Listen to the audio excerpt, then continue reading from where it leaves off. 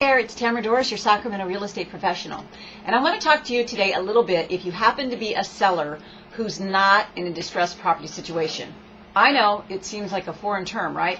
But actually, believe it or not, in Sacramento County, El Dorado County, Placer County altogether, we only have about 40 to 50% of the homes that are currently on the market that are in distressed situations, meaning they're bank owned or in a short sale situation.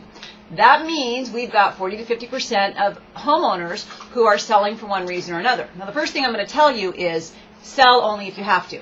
And what constitutes have to? Maybe you have a job relocation, a divorce, a death, an illness. Maybe you need to downsize because it's just your home is too big for you.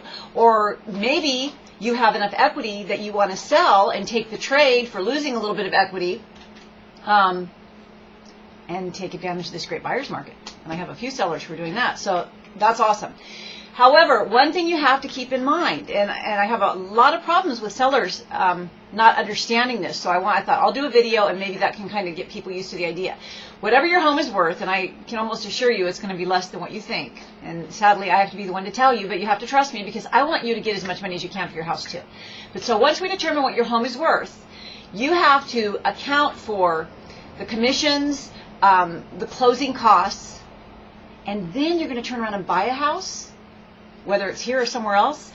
Now you've got to account for the closing cost in that transaction. Now you won't have to pay the commissions when you're buying, only when you're selling. And if you are working with an agent, like for example myself, if I'm helping someone sell their home and then they're going to turn around and buy a home for me, I'm going to give them a break on the listing commission, of course, especially in this market. Who wouldn't? Well, I don't know. Maybe people wouldn't. But anyway, the point being that you need to account for that. I just had a very nice couple who have about $100,000 in equity, which is wonderful. However, in this particular case, they want to be able to put, at least $100,000 down on a property, but that's all their equity. So where are their closing costs? Where are their closing costs for the purchase? Where are their closing costs for the sale? Where is their commission for the listing? So you have to really think about that. The best thing you can do if you're in that kind of a situation, if you're selling your property and you have equity, is really talk to a good, reputable real estate agent, someone who's been referred to you, someone who you trust, and sit down and look at all the paper. And then talk to the lender, that agent recommends, because when it comes down to it, the lender is going to be the one that helps you pre-qualify, pre-approve for the new home that you're going to buy.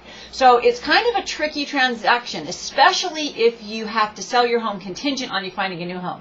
And I have a couple of people who are doing that right now, and it's kind of common right now in this market, in fact. So if you're thinking of selling, you need to have all your ducks in a row, so to speak. So the first thing you should do is consult with a real estate agent in your area. If you're in the Sacramento area, call me at 916-482-5834. Again, a great time to buy property. If you're thinking of selling and you have equity, it's a great thing to do. But give me a call if you need help, and have a good day.